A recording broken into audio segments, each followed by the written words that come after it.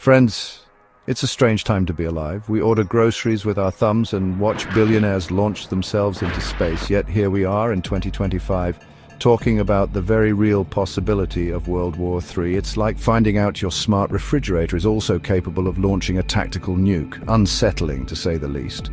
The air is thick with warnings. Experts and officials are using the W word, and not the fun ones like Waffle Wednesday. We're talking full-blown global conflict. It's enough to make you want to dig a bunker and stock it with Twinkies and reruns of the Great British Bake Off. But before we all start hoarding gasoline and toilet paper, let's unpack this, shall we? The European Union recently issued a stark warning to its 450 million citizens. Their advice? Get ready for a potential warlike situation. We're talking stockpiling essentials, food, water, batteries, the works. It's not just the EU that's sounding the alarm. NATO's Secretary-General has also issued a chilling warning. Russia could launch another attack in Europe by 2030. His words, not mine. And if it happens, he promises a devastating response. Now, I'm no military strategist, but devastating response doesn't exactly scream calm and collected. It sounds more like a promise to turn the planet into a smoldering crater. The world is watching, holding its breath. The question is, are we on the precipice of another world war, or is this just a tense chapter in a long and complicated story? Only time will tell. But for now, it's safe to say that things are definitely getting interesting. And by interesting, I mean potentially catastrophic. Stay tuned. Let's talk about Russia, shall we? Specifically, their recent actions that have everyone a tad bit on edge. You see, Russia has a bit of a history of, shall we say, flexing its military muscles. And by flexing, I mean engaging in aggressive actions that have the rest of the world clutching its collective pearls. Take, for instance, the recent missile attack on Sumy, Ukraine. Dozens of casualties, cities reduced to rubble. It's the kind of thing that tends to put people on high alert. And then there was the incident involving the submarine in the Sea of Japan. Russia decided to launch cruise missiles. Not just any cruise missiles, mind you. These bad boys traveled over 620 miles before hitting their targets. It's like Russia is trying out for a long-range missile throwing competition and wants to make sure everyone knows they're a top contender.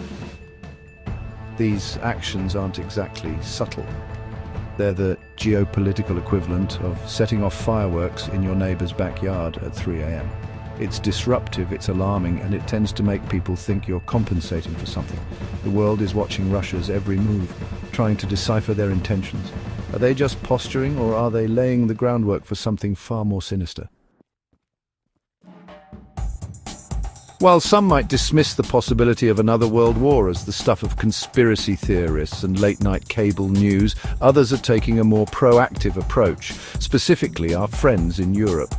It seems they've taken a page out of the Be Prepared handbook, and they're not messing around. Sweden, for instance, has distributed a handy little survival guide to its citizens. It's called If Crisis or War Comes, and it's basically a how-to manual for surviving the apocalypse. Well, maybe not the apocalypse, but definitely a major conflict.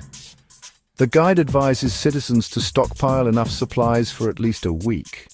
You know, just the essentials. Food, water, iodine tablets, because radiation poisoning is a real buzzkill, and probably some Swedish fish, because why not? But Sweden isn't the only one getting ready. France is getting in on the action too. They've released their own 30-page survival guide covering everything from natural disasters to, you guessed it, nuclear attacks. It's like a choose-your-own-adventure book for potential global catastrophes. Finland, Germany, Denmark, Norway, Lithuania, they're all jumping on the preparedness bandwagon. They're issuing guides recommending stockpiles and basically telling their citizens to get their affairs in order. It's all very organized, very efficient, very European.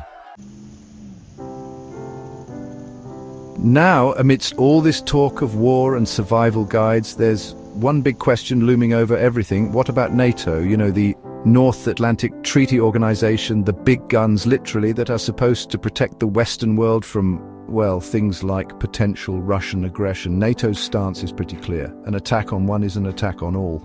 It's the ultimate we've got your back agreement, but with more tanks and fighter jets. The idea is that the threat of retaliation of a united front will deter any potential aggressor.